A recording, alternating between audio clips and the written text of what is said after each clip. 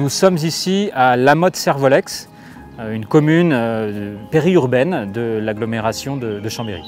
Ce projet ici, on est à la Fontaine des Janons, qui est un lieu assez emblématique, assez rare sur la Savoie. En fait, on est sur une forêt alluviale, une forêt humide qui a été fortement dégradée.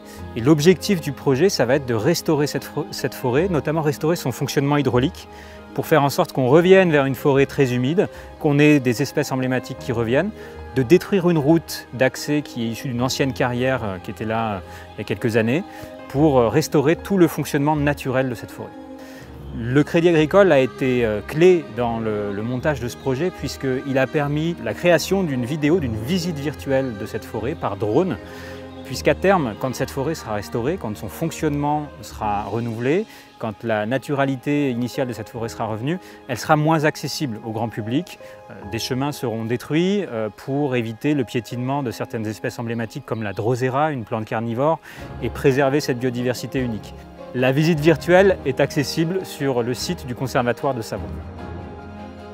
Donc, je suis Jean-Claude Croze, administrateur de la caisse régionale du Crédit Agricole des Savoies. Et si nous sommes présents ici, c'est très symbolique, c'est pour vous dire comment le Crédit Agricole des Savoies s'engage dans la biodiversité.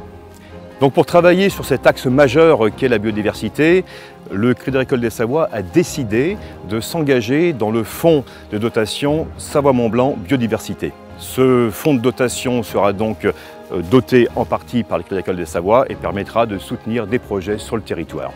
En 2023, donc pour l'appel à projet que nous lançons, plusieurs projets ont été présentés par les conservateurs des espaces naturels.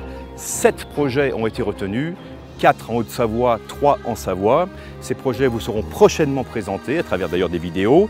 Et pour terminer, je voudrais dire que nous avons tous la responsabilité, vous, nous, de travailler pour faire un monde meilleur, une biodiversité digne de ce nom pour les générations futures.